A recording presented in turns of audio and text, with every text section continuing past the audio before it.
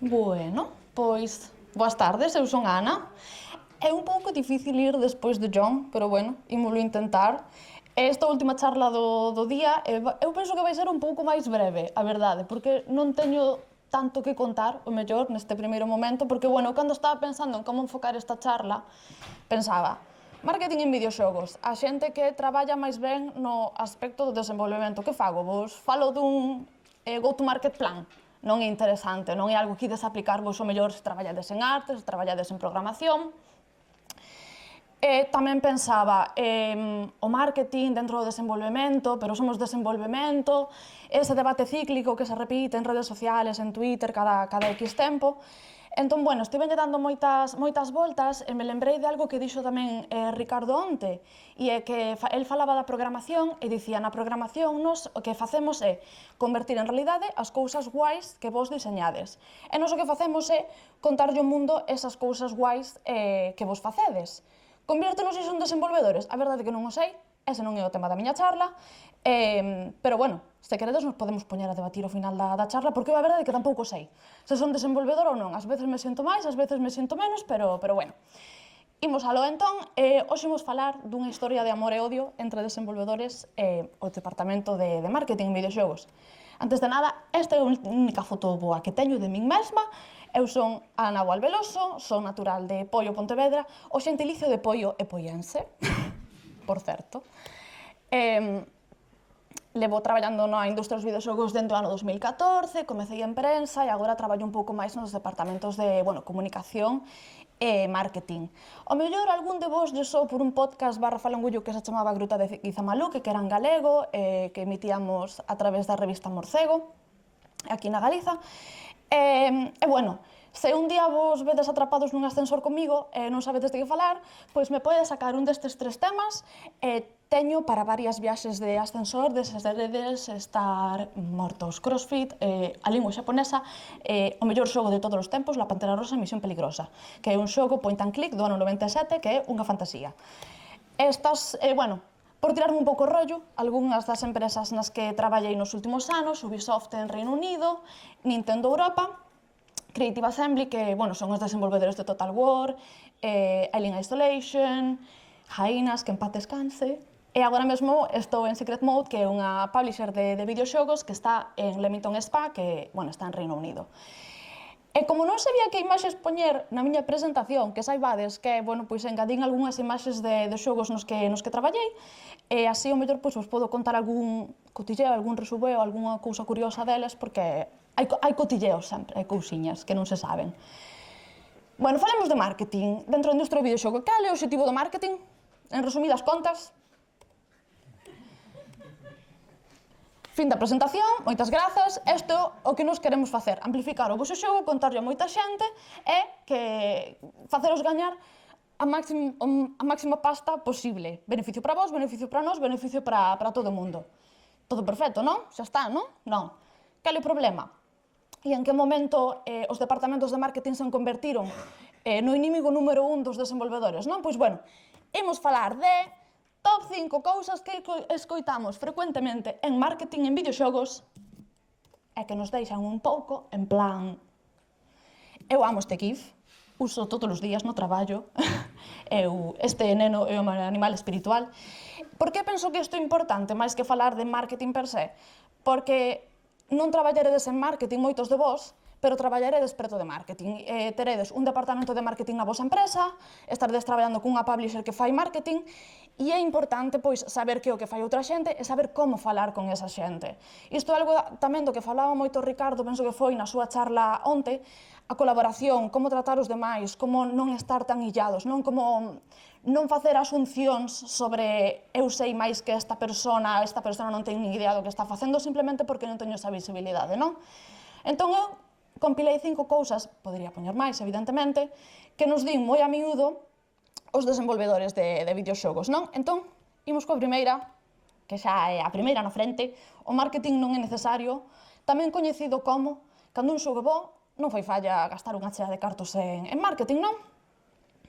Antes de nada, a imaxe é de Still Wakes the Deep, que é un xogo desenvolto por The Chinese Room en Brighton, publicado por Secret Mode, e esta imaxe me encanta, me parece preciosa, porque é unha imaxe de concept que non, no xogo, evidentemente, esta parte do xogo non se ve así, pero que en marketing nos gustou tanto, porque é increíble que ao final se colou nos screenshots que utilizamos agora mesmo para a campaña do xogo, non? Bueno, como falábamos, o mito. Cando un xogo é bo, pois non fai falla facer marketing nel, porque non se vende por si mesmo, non fai falla gastar os cartos, non? Cal é a realidade? Pois que mesmo os mellores xogos poden pasar desapercibidos nun mercado saturado. E o impacto que isto ten é que os equipos pensan que o seu traballo é suficiente e o resultado é que hai ventas decepcionantes. Exemplos de éxito de xogos en marketing, porque é certo, hai moitos xogos, hai algúns xogos que atopan o éxito sen gastar absolutamente nada en marketing. Pois, por exemplo, temos Among Us, que foi, viuse ademais que se deu a tormenta perfecta durante a pandemia, porque, non é que precisemos unha pandemia para que un xogo se faga viral, non, pero atopou o seu momento perfecto, os streamers comezaron a xogalo, perfecto, non gastaron nada e agora mesmo é un xogo superimportante nesta industria, non? Vampire Survivors, drogadura, se vos subides a un avión e queredes que o tempo pase rápido, Vampire Survivors, xa está, non hai nada máis que dicir, é increíble. E Stardew Valley. Stardew Valley, super, non teño absolutamente nada malo que dicir deste xogo, pero o que digo é que a min me chega un señor con isto e me di esta é a imaxe que eu quero para o QR do meu xogo, e eu lle digo imos darlle unha voltiña, porque a verdade é que o QR é un pouco... Isto sigue encendido? Sí, perdón. O QR é un pouco así, non? Teño un exemplo máis do que quero falar, porque moita xente pensa que Hi-Fi Rush é un xogo que non ten campaña de marketing, porque Hi-Fi Rush saiu anunciado nun evento de Microsoft e saiu xa o día seguinte. E o día seguinte na oficina todo o mundo me viu a mí e me di ves, Ana, é que non é necesario facer marketing para sacar un xogo, é que onte por a noite estaba todo o mundo xogando despois do evento, que é unha pasada.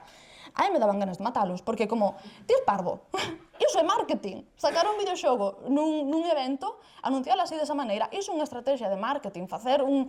Hai moitísimas cousas que se fixeron antes tamén, como estudios de mercado, etc. Pero que o xusto que fixeron ese movimento é unha campaña de marketing, iso é marketing. Entón, a realidade cal é? Que a visibilidade sen marketing tende a ser moitísimo máis escasa. Cantos videoxogos hai enterrados en Steam dos que nunca escoitamos e nunca escoitaremos falar, pero que son fantásticos, que non tiveron o éxito mellor que merecían. Esas xoias ocultas das que o mellor un amigo nos fala, non nos soa, ou estou xogando este xogo que é increíble, pero que non hai ninguén xogando, entón non quero xogar porque me aburro sen os meus amigos, non? E a competencia é increíble, entón é moi difícil destacar e é moi difícil ademais destacar se ti non tes, pois, diferentes estrategias que te axuden. A segunda, porque o meu xogo non é viral? Esta é porque o meu xogo non é viral, porque o tráiler que fixeches non é viral, entón faime unha campaña viral, cando falamos da campaña, sí, pero mira, eu quero que este vídeo teña 3 millóns de visualizacións. Vale, cool. Entón, vale, pois espérate que vou premer o botón da viralidade. Claro que sí, todos temos o botón da viralidade. Eu penso que en desenvolvemento tamén existe o botón de facer o videoxogo perfecto, que vai ser increíble, que vai ter 0 bugs, existe. Iso se escoita moito tamén, e a xente eu penso que pensa que nos atopamos nesta dicotomía de facer unha campaña viral ou non facela, non sei que podo facer. Evidentemente non pasa, a fórmula máxica non existe. Antes de nada, Devilish Brain Trainer, Dr. Kawashima, este home é unha fantasía. Este home, cada vez que había que ir a xunta del a contarlle algo sobre o videoxogo ou a pedirlle que nos confirmara algo, tiñamos que ir ata onde el traballaba, que era unha clínica no medio das montañas perdida nun pueblo de Xapón, e tiñamos que leválo en papel. Non se podía levar nada en digital, non lle podías mandar todo por correo, ti tiñas que ir ali e mandarle todas as cousas en papel. Unha fantasía de home, verdade, que a min... Only in Japan. Bueno. Ui, que mal se ve. E se ve aquí tamén mal. Non sei que pasou. Bueno, xa me esquecín de que estaba a falar. Claro, sí, a perfección non existe. A viralidade é algo que non se pode planear. ás veces podemos asumir riscos, ás veces se nos ocurren ideas increíbles para campañas de marketing de cousas que non fixo ninguén antes, pero que implica tomar un risco, non saber moi ben que vai pasar porque podes xogar sobre seguro ou tomar un risco, gastar unha chea de cartos e logo ao final que te saia mal. E, ademais, non todos os desenvolvedores están dispostos a que ti fagas iso co seu xogo, porque ti, ao final do día, estás facendo unha campaña dun xogo de alguén que é o bebé desa persona, que é algo no que estivo traballando anos, entón ti tens que protexer iso tamén. É un mercado que está en cambio constante, ou seja, hai tendencias que están agora e en meses, en días, en semanas xa desapareceron. Hai memes que teñen unha vida de horas, entón ti cando comezas unha campaña, podes comezar unha campaña como moi tarde, 6 meses antes do lanzamento do videoxogo, como moi tarde. O mundo cambiou totalmente en 6 meses, de repente estamos todos pechados dentro da nosa casa ou pasou algo e non a podes executar desa maneira, ou mellor faz un xogo sobre un accidente de avión e en 6 meses nunca sabes. Entón, ás veces é mellor un pouco tamén xogar sobre seguro a intentar algo e tal. Un exemplo disto tamén é que, por exemplo, cando estaba traballando en Jainas, en Creative Assembly, os desenvolvedores, que eran xente de, os leads, que eran de media entre 50 e 60 anos, dicían, por que non poñemos memes no xogo? E nós estábamos en plan, é que o que é meme hoxe, nunha semana xa non é meme, e vas quedar un pouco viejuno, pero entón, claro, é un mercado en constante cambio. A terceira, non sabedes facer marketing, e aquí estou eu para ensinarvos. Outros greatest hits destes son, eu como xogador, penso que a campaña para o meu xogo ten que ser así, que isto é a evolución do típico Let Gamers Make Games, que iso sempre funciona, non? Que vemos en Twitter, pois eu sei xogar a videoxogos, entón, como eu xoguei a 300 xogos no último ano, non saín da miña habitación, eu sei xogar a videoxogos, e tamén un desenvolvedor te di, eu saquei 3 xogos sen marketing, ou facendo o marketing, entón eu sei como facer o marketing, eu xa televisión todos os días e non sei como facer unha televisión, pero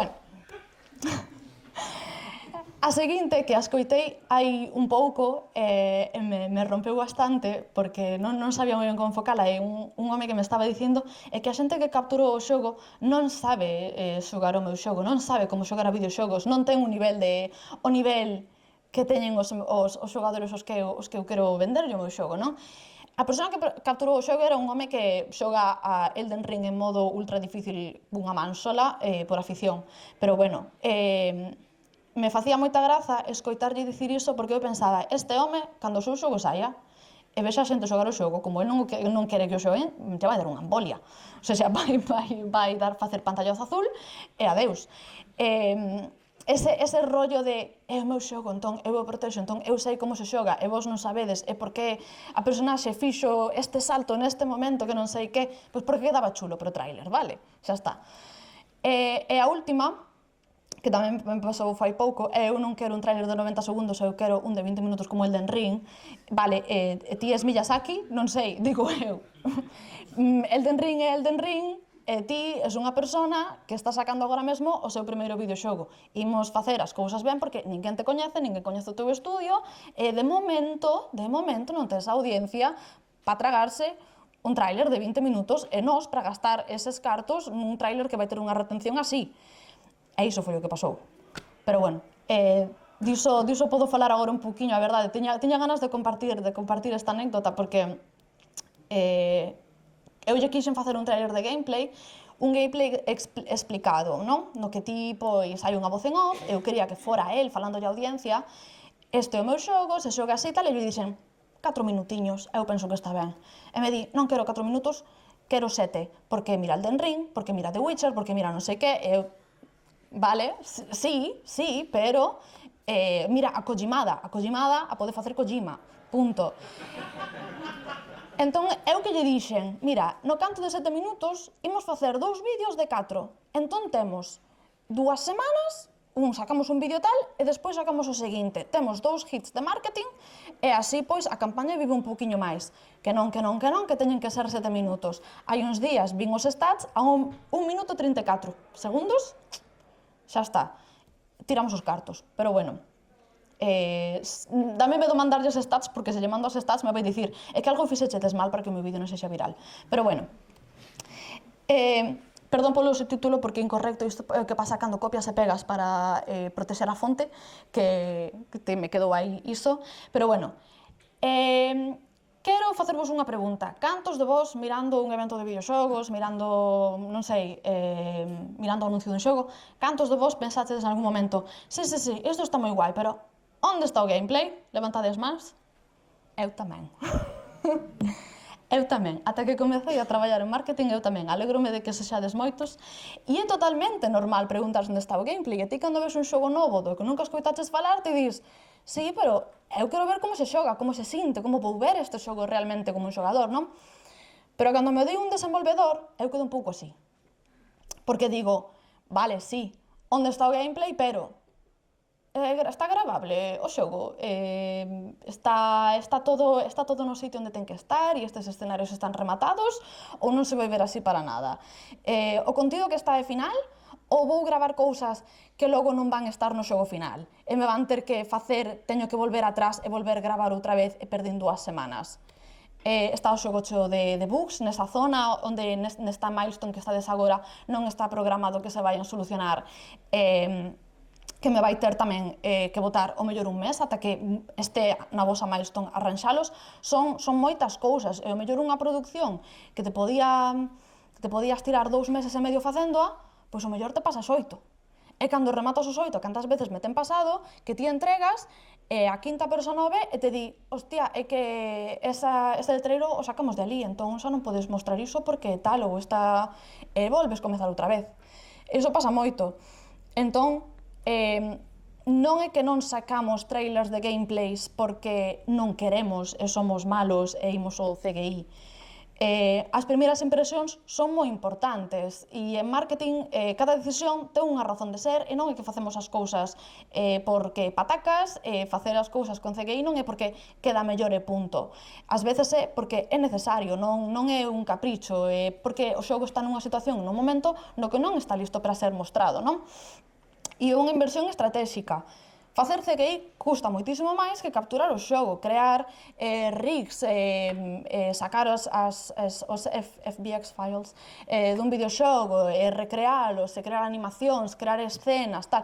Custa moitísimo máis que facer un trailer de gameplay, pero ás veces é necesario para ti poder anunciar un videoxogo, porque moitas veces ti tes que anunciar un videoxogo nun momento determinado, sexa polos inversores, sexa porque se te está comezando a ir a xente do estudio, entón ti tes que comezar a mover a campaña, sexa porque ten que ser aí porque o xogo sae en 6 meses e aínda que isto non este listo agora, cando o xogo saia vai estar listo, entón temos que anunciar xa. Sexa porque tes un slot nun evento de Geoff Keighley de gratis, que ás veces pasa, non sei se sabedes canto custan os slots nos eventos de Geoff Keighley, pero pode rondar o $500,000, non estou de coña. Total, a min, bueno, podemos falar disso en outro momento, pero a min ir nun evento de Geoff Keighley me parece unha parvada, eu non o faría, porque é un mal gasto, non sei, non me quero meter en detalles, pero se pensades no último, dicídeme 5 xogos que se anunciaron ou que saíron nese evento. Vale. Pero bueno, entón a ti te din, que é o peor que pode pasar? Eu aquí xa, que é o peor que pode pasar? Non sei se lembrades a Craig, non sei se lembrades o anuncio dun Halo nun evento de Xbox. Isto foi cando saía Xbox Series XS. Fixeron un dos trailers que sacaron foi un gameplay de Halo que se veía bastante fatal. Entón, as primeiras impresións son super importantes e isto constituíu un momento bastante negativo na historia de Halo e na historia de Xbox, ademais, previo ao lanzamento dunha consola, o cual é super importante. Isto se convertiu nun meme en redes sociales porque había un inimigo que nun frame se parabas deste xeito, mentres te estaba atacando ou estaba morrendo se vía así, pero que o gameplay se vía fatal e o xogo se retrasou durante moitísimo tempo por culpa do mal que se vía, que o mellor xa se tiña que ter retrasado, pero o dano na reputación tamén é algo moi importante, sobre todo nunha franquía como Halo. Queremos falar con nosa audiencia, son as famosas últimas palabras de moitos desenvolvedores, non? Porque que é o peor que pode pasar? Bueno, se entendedes inglés, non vos lo traduzco, pero, bueno, Concord, os de Apex Legends criticando a xente por Reddit, que iso foi un desastre de PR, man babies, que lle chamaron os xogadores de League, e teña unha máis, penso, sí, non? Fascistas, que lle chamaba a xente en redes sociais en xeral, un escritor de Marvel. É difícil resistir a tentación, porque a xente por redes sociais é moi parva. Os xogadores se pensan que o saben todo, evidentemente, todos o sabemos, non? Que saben como desenvolver un videoxogo, que saben que se non arranxamos as cousas, que por que non o facedes, é todo moitísimo máis complexo do que parece. E é moi difícil non querer entrar en redes sociais dicindo, mira, tronco, que eu son tal, e isto non é así porque X, ou estoupar e insultar a xente. É moi difícil resistir a tentación, pero para iso estamos nós, para axudarvos con esas cousas. Entón, como pode axudar marketing? Para empezar, nós temos roles especializados, eu non. Pero hai xente, eu non porque eu son moi de todo, prenderlle lume a todo, non? Pero hai roles especializados dentro de marketing de xente que te indica como tens que falar, como te tens que dirixir, como tal. Ti podes poñer disclaimer no teu Twitter de as miñas opinións son miñas. Sí, vale, pero non vale de nada. Iso non é o pase que te libra da cárcel no Monopoly. Hai expertos dispoñibles os que ti podes ir e te poden dar tips sobre comunicación, e tamén temos formación específica. Hai moita xente, sobre todo os dos departamentos de comunicación, de relacións públicas, que se dedican de cando en vez a facer formación sobre como falar coa xente en redes sociais. E sobre todo, ten sempre en conta, como todo nesta vida, don't feed the troll. Inda que ás veces sabe ben. Eu non sei se vichedes isto foi uns días en Twitter, pero foi super guai, a verdade, ver como Assassin's Creed, pois se fixo un ratio maravilloso a Elon Musk e máis a Grooms, que se non o coñecedes, alegrome moitísimo de que non o coñezades, a vosa vida é moito máis feliz e o voso feed de Twitter está moitísimo máis limpo, esa é a razón pola que eu deixei Twitter, por xente como a él, pero bueno, non é o habitual. Non é o habitual, e esta é a conta oficial de Assassin's Creed, que incluso ata Grok, que é a IA de Twitter, polo visto, dixo que sí, que tremendo ratio. E bueno, vou ir rematando xa, como se vos dixen, o meu ia ser bastante breve, non? Pero como conclusión, ás veces en marketing temos a sensación de que cando as cousas saen ben, super, party, grazas dev, xogo maravilloso, todo super guai, pero cando as cousas saen mal, pois a culpa, parece que a culpa moitas veces, ou case sempre, a culpa é do departamento de marketing. E a realidade é que os que traballamos en videoxogos e os que vos estades a incorporar á industria dos videoxogos, traballamos nunha industria moi complicada. Traballar en videoxogos mola mogollón, está super guai, é moi divertido e ademais mola mogollón dicilo. Incluso a miña nai yo di os nenos para impresionalos de que a miña filla curra en videoxogos e así ter conversa con nenos de 7 anos, que os nenos de 7 anos está igual, pero bueno, non? Pero unha cousa que eu tiña sempre moi presente, é un pouco estúpido, non? Pero unha cousa que eu tiña sempre moi presente cando traballaba en Nintendo, eu marchaba ás 8 da mañá que eu de madrugar á oficina e eu dicía, non, pero o meu traballo contribúe a que haxa xente que sexa un chisquiño máis feliz, non a facer, pois, non sei, que teñan un momento de felicidade na súa vida. Non sei por qué, iso se cortou aí, pero bueno, a realidade é máis complicada que isto, non? Hai moita inestabilidade, por exemplo, laboral agora mesmo, estamos nun momento no que están pechando un montón de estudios, se está botando moitísima xente, eu son víctima desas cousas, hai probablemente moitos de vos aquí sodes seredes, sinto moito, víctimas de iso, os salarios son moitísimo máis baixos que comparados con xente que fai curros similares noutras industrias, e ademais temos sempre o crunch está sempre presente, e como se dicía tamén nunha charla onte, incluso o crunch antes se daba por sentado, o sea, o crunch teña que pasar sí ou sí, estaba tipificado dentro da producción. A solución? Hai que confiar un poquinho máis no que fai marketing e no que fai outros departamentos. Ao final, todos traballamos cun obxectivo común e a colaboración e a comunicación son o máis importante. Cando as cousas saen mal, o máis fácil é sempre acusar o do lado e dicir tal. Entón, estar todos en comunicación e pensar que todos os roles que están aquí presentes teñen un propósito, teñen unha xustificación e están facendo algo polo ben do xogo, pois é a realidade e é así, non? Ou, bueno, resumido, non só a imaxe, me encanta esta imaxe, me encanta o feliz que este neno debuxando.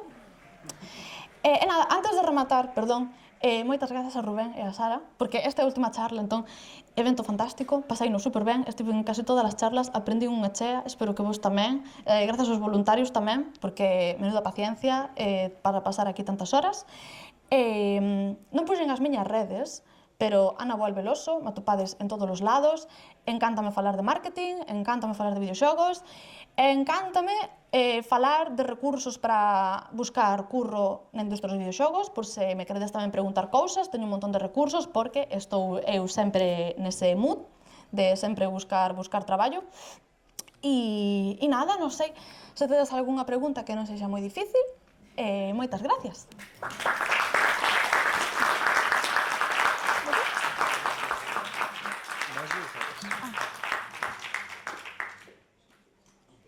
Hola, sí. Hola, primeiro de todo, moitas gracias pola charla, foi moi interesante e graciosa. Que se agradece moito. Bueno, polo menos non é interesante que sexa graciosa, pensei eu cando fixen. Por neste caso, para min foi as dúas, así que perfecto. Pois mira, queres preguntar a tua opinión sobre un estilo de marketing, que non son quen decir que é un estilo, que, por exemplo, que fai Opera GX, por exemplo, que non dedicar a túa cuenta a publicar o produto, ter o perfil é basicamente sobre o produto, pero ti só faz memes. Sí. E de repente pasa a túa aplicación ou co que estés promocionando, de repente dis, mira, hai isto, que son eu eso, así que entra nesto. A min o que fa Opera me parece bastante arriscado, e é certo que eu fixen cousas con eles tamén cando estaba en Creative Assembly. O que fan a mí me parece un pouco arriscado porque tes que ter moita seguridade no teu produto para poder comunicarte e para poder falar así coa xente en redes sociales, porque como non sei como se di en galego, pero como backfire, como que te pode vir a morder moi rapidamente, te pode vir a fastidiar moi rapidamente. Entón, eu non son moi fan de tomarlle o pelo porque iso é o que fan, basicamente. Tomarlle o pelo ás redes sociales porque logo, cando se meten nun problema, é moi difícil salir de ali. Esa é a imaxe de marca que eles se quixeron crear. Un xogo, ademais, o mellor que fixo algo similar, por exemplo, foi Fall Guys. Fall Guys tiña un xeito de falarlle a xente por redes sociales que era moi diferente a como se facían as cousas ata ese momento en redes sociales, e iso non é algo casual, iso é algo que levou moito tempo e moitas reunións e moitas conversas de desenvolver. Entón, a min, como que as redes sociales, eu prefiro que sempre se traten cun pouquiño máis de respeto. Si que hai outros lugares dentro dunha campaña de marketing nos que sí que me gusta ter unha comunicación un pouquiño máis chill, como por exemplo, pois nun tráiler, non? Facer máis chistes, facer máis bromas, tal. Pero en redes sociales non o faría pola tensión que hai, sempre, basicamente. De cando en vez, sí, pero respetando a liña entre faltarlle o respeto á xente ou a outros produtos e buscar esa complicidade coa xente. E é difícil de navegar. Moitas gracias.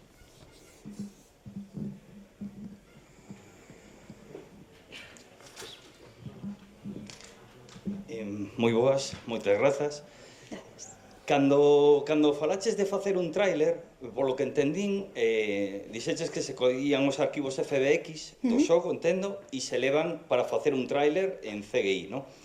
Quen se encarga de dirixir ese tráiler? Sí.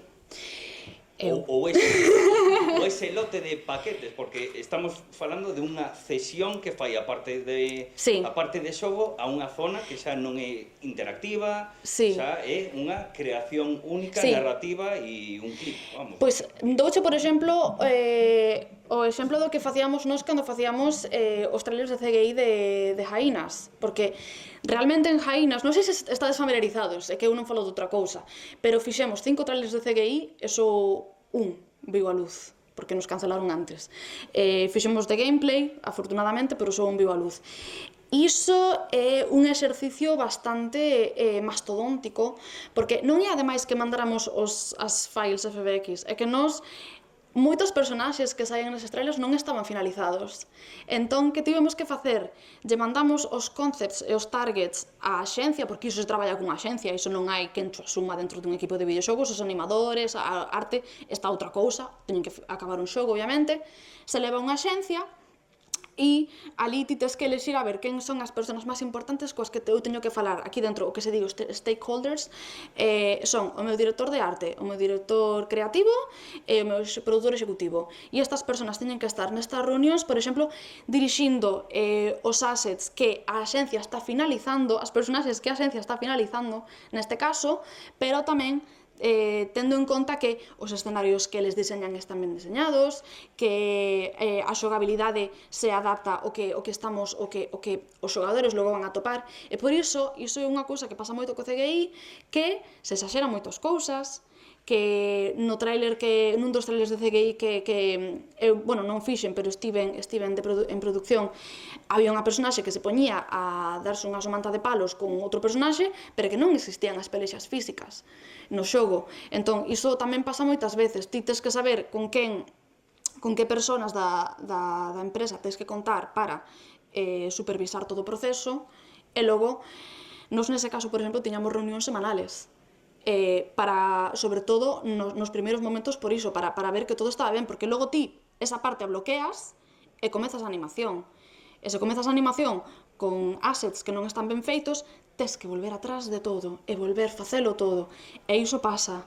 E iso é un consumo de cartos e de recursos e de xente e de tempo que é brutal. Facer trailers é moito máis difícil do que parece. Falo moito de trailers porque é o que me adico eu, realmente, que non o dixen, eu ia dicir, e sabía que se me ian esquecer cousas, pero eu adícome basicamente a día de hoxe a facer trailers de videoxogos. E se queredes logo os pasos que fixen, porque estou moi orgullosa. Pero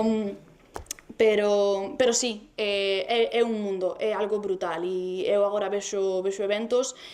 Non quero ver eventos, porque para min é traballo ver eventos, non o paso nada ben, pero os vexo tamén dende o punto de respeto de sei a cantidade de tempo, de esforzo, de traballo que vai nesas cousas, que poden ser mesas, que pode ser un ano, que pode ser... Eu unha vez fixo un trailer de 1 millón de libras, que nunca saiu a luz.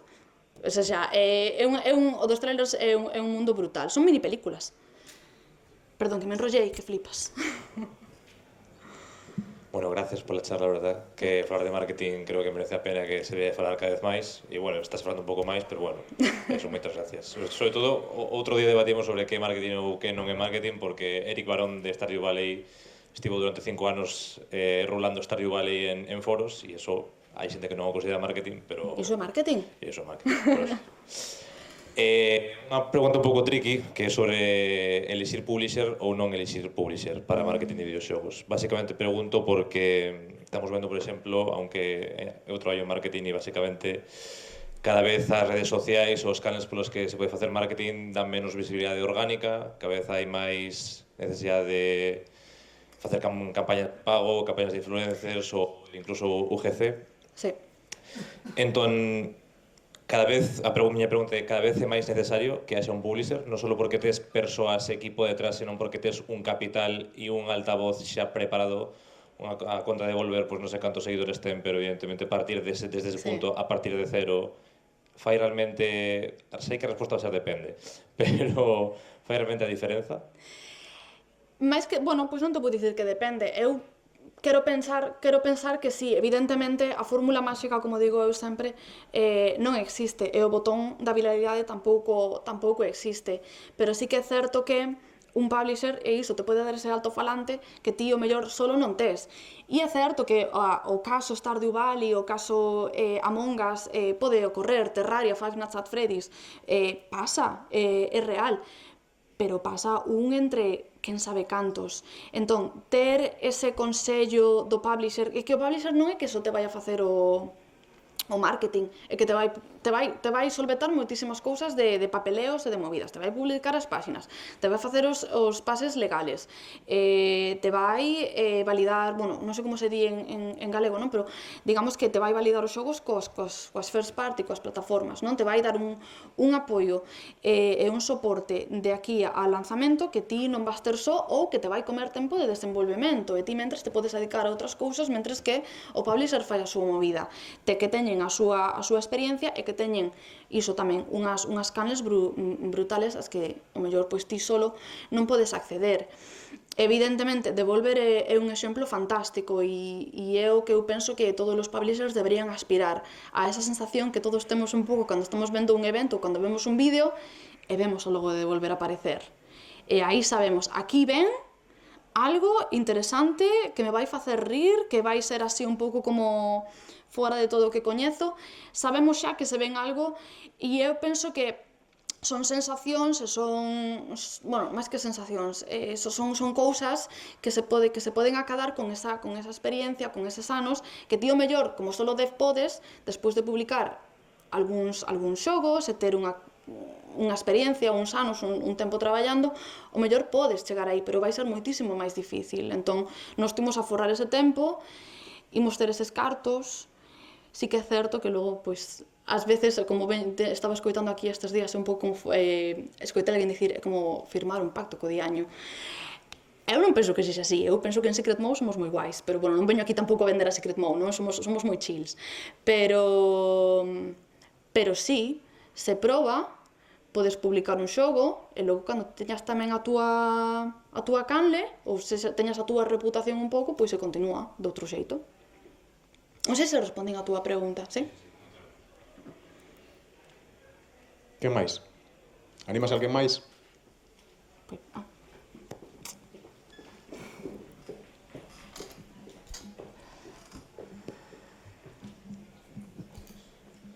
Se viene. A ver. É unha pregunta que supoño que todos que estamos aquí estaríamos pensando en algún momento, porque a día de hoxe o tema das inteligencias artificiais están á orden do día, e, bueno, hoxe en día é só comprar unha bolsa de patacas fritas e non che ven con esta de queixo, che ven con esta de inteligencia artificial. E, bueno, supoño que a miña pregunta neste caso é enfocada ao tema do marketing ca inteligencia artificial, se en algún caso vedes xa algún beneficio pola vosa parte, mesmo de consultoría ou cousas así que poidades usar no voso beneficio a raíz da inteligencia artificial. Sei que é un tema un pouco delicado, porque, bueno... Eu, na miña experiencia, eu non a uso nada, porque sei que se pode usar para moitas cousas. Xa escoitei de algún developer que está facendo un xogo pola súa conta, que está facendo cousiñas de marketing coa IA, e sei que non vai tan mal, pero que tampouco quero que ninguén quede sen traballo, así que non vou dicir o que. Pero, evidentemente, unha IA non vai saber analizar un xogo ou a experiencia dun xogo ou as necesidades dunha campaña, a audiencia, etc., do mesmo xeito que pode facer unha persona. Eu a verdade é que penso que o marketing é o aspecto... Non quero dicir que sexa o aspecto humano do desenvolvemento de videoxogos, pero somos os que estamos falando con outros humanos directamente. Entón, os humanos teñen que falar con outros humanos, e o deixamos nas mans da IA, se nos pode ir todo de madre. Eu ainda non escoitei de moitos casos aplicados. Sei que hai xente que o está utilizando para a xeración de assets, por exemplo, e está recibindo backlash, negativo bastante importante. E espero que continue así, porque eu penso que a humanidade que nos podemos aportar aos videoxogos é algo que a IA non penso que sexa nunca capaz de facer.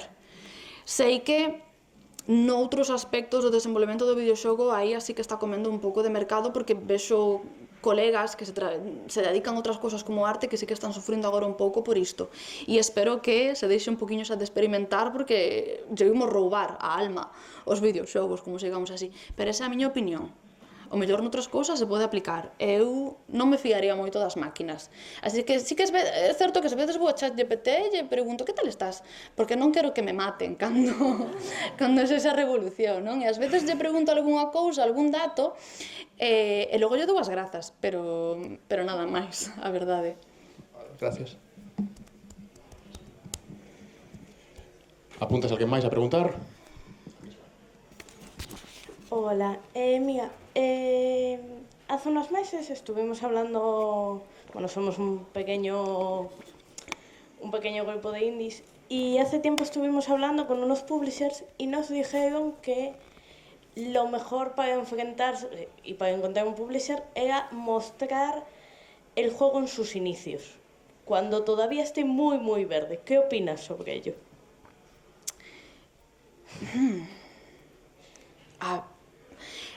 Sí, penso que está guai, pero non penso que debería ser o único que se mostrase, obviamente. Non penso tamén que cando ti estás buscando un publisher, pedir o vertical slice me parece mellor un pouco, ás veces é un pouco cedo, pero ti, evidentemente, o que queres saber é un pouco como corre o xogo, máis que mostrar os inicios. Mostrar os inicios tamén, e os conceptos, e entón que o potencial publisher poda ver como chegamos do punto A ao punto B, canto tardou, e entón crearse unha expectativa de canto vos vai levar chegar ata aquí, vale, pero o mellor sempre é o que nós en Secret Mode sempre pedimos son prototipos, é unha build un pouco tal para logo nos poder facer análise de se canto imos invertir, se si ou se non, pero conceptos solo non, porque ti cun concepto solo te podes facer unha idea da vibra e tal do xogo, pero non podes ter idea de como o xogo corre. Do mesmo xeito, non é que me estea disparando no pé dicindo isto, pero eu non mercaría un xogo mirando solo o seu trailer de CGI. Evidentemente, querería ver como o xogo corre antes de gastarme o que son agora 90 pavos nun xogo. Eu diría que sí, pero un engadido. A primeira diapositiva. Vale, gracias.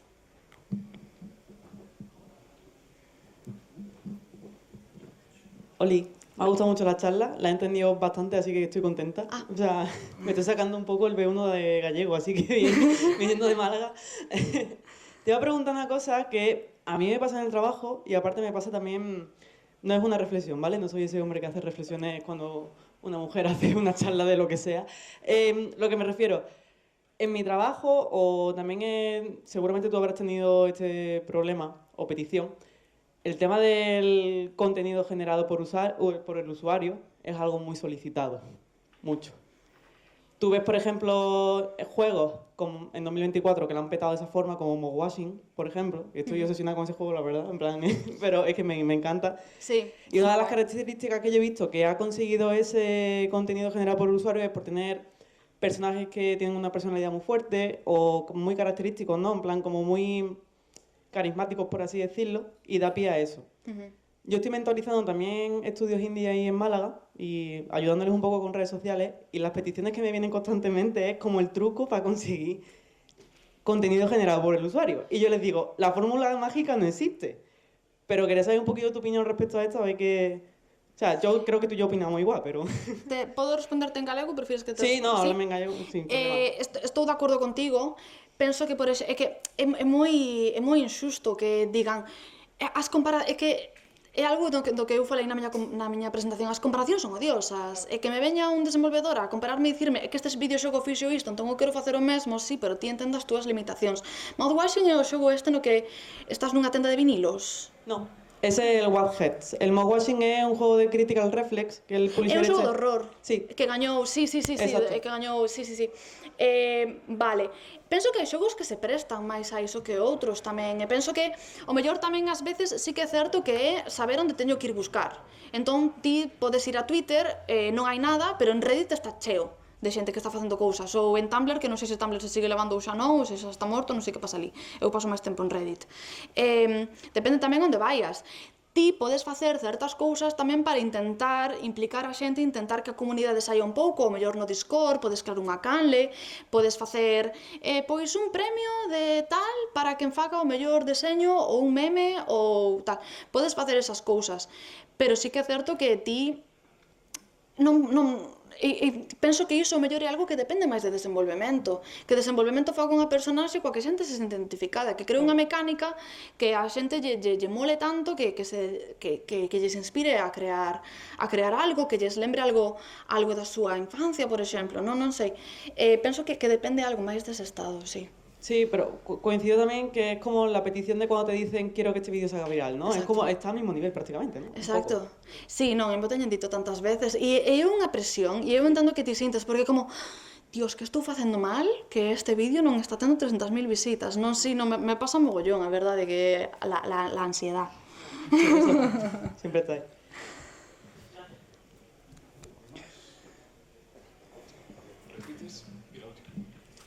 Pantera Rosa. Pero bueno. Cando facedes unha campaña a nivel mundial, como sabedes se algún vídeo, algún contido de algún vídeo, algunha publicación non pode ofender ou atentar culturalmente contra algunha cousa que pode ser moi precisa, pero chegar a ter moita repercusión? Sí, isto é o que comentaba, por exemplo, cando estivemos na charla de localización hoxe, que había un termo no videoxogo que era de pack, que querían traducilo como, bueno, la manada, e, bueno, sí, aí estamos. Esas cousas poden pasar, por exemplo, en China non podes amosar sangue. En Estados Unidos teñen moitos problemas con amosar armas, que é moi curioso, non? Pero eu cantos trailers me tiraron a min, ESRB, que é o Age Rating de Estados Unidos, por apuntar cunha arma a cámara, por mostrar personaxes sendo disparados e morrendo nun trailer. Que agora paso xa deles e non me pasou nada, pero naquel momento non pasaba e tiven que facer un trailer no que todos os disparos se fallaban. É moi difícil facer un trailer no que os disparos todos se fallan. Entón, cando faz campañas globales, sí que é certo que ten un poquinho máis de complicación. Podes basearte na experiencia previa das personas, podes basearte, claro, hai cousas que non sabes nin sequera como podes buscar, non? E tendo o mellor tamén, se é posible, equipos un poquinho máis internacionales que te podan flaguear cousas, que te podan facer un poquinho de fact-check, de dicir, claro, é que neste país, no meu país, X, isto non pode funcionar. Non sempre, evidentemente, non sempre é infalible e estas cousas pasan bastante a miúdo, pero sí que é certo que sabemos xa que hai países cos que temos que ser máis cuidadosos, como, por exemplo, poden ser, evidentemente, Estados Unidos, Rusia, China. Hai que ser un poquinho máis cuidadosos con diferentes cousas ou directamente non sacar nada, pero sí, esa é unha das grandes complicacións tamén. Moi ben, pois, se vos parece, fixamos aquí o turno de preguntas. Mil gracias, Ana, pola charla.